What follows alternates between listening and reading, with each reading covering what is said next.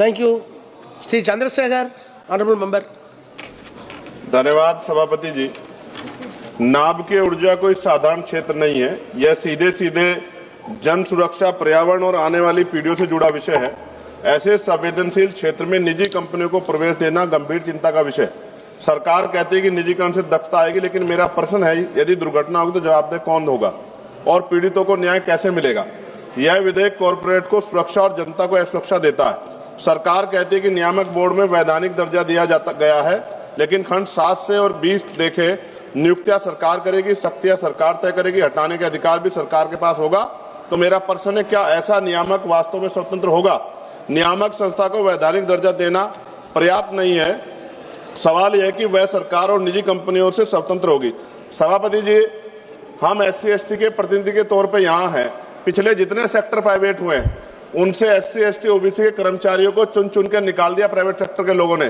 तो जब ये प्राइवेट हो जाएगा, निजी क्षेत्रों में चला जाएगा, SC/ST OBC कर्मचारियों के अधिकार की रक्षा होगी, इस बात की गारंटी सरकार को देनी चाहिए। खंड 3, 7 और 9 के माध्यम से नाभ के क्षेत्रों में निजी कंपनियों को लाइसेंस और सुरक्षा प्राधिकार देकर प्रवेश का रास्ता खोला गया है, लेकिन मेरा प्रश्न है, क्या मुनाफे पर चलने वाली कंपनियां सुरक्षा को सर्वोपरि रखेंगी? महोदय, परमाणु दुर्घटना की कीमत कंपनी देश की जनता को चुकानी पड़ती है। खंड 11 से 15 स्पष्ट करते हैं कि नाभ के दुर्घटना की स्थिति में जवाबदेही को सीमित और नियंत्रित कर दिया गया है। यह विधेयक 2010 के नागरिक नाभ के दायित्व कानून की मूल भावना को कमजोर करता है। खंड 12 और 13 में प्राकृतिक आपदा, आतंकवाद जैसे वाहनों के तहत देयता से छूट और सीमा तय की गई है। खंड 14 सरकार की देयता को भी सीमित करता है। नाभ के दुर्घटना का प्रभाव सालों तक नहीं बल्कि पीढ़ियों तक रहता है, लेकिन यह विधेयक पीड़ितों के अधिकारों पर कानूनी कैप लगा देता है। महोदय, खंड 15 के अंतर्गत निजी संचालकों के लिए बीमा अनिवार्य, लेकिन सरकारी नाभ के प्रतिष्ठानों को इससे छूट दी गई। ये दोहरा मापदंड क्यों?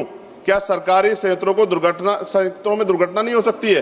खंड 5 और 25 के तहत यूरेनियम, थोरियम अन्वेषण और संवेदनशील गतिविधियों पर केंद्र सरकार का पूर्ण नियंत्रण स्थापित किया गया है, लेकिन विस्थापन, जल प्रदूषण, रेडियोधर्मी कचरे पर स्थानीय जनता की सहमति और पारदर्शी जन सुनवाई का कोई मजबूत प्रावधान नहीं है।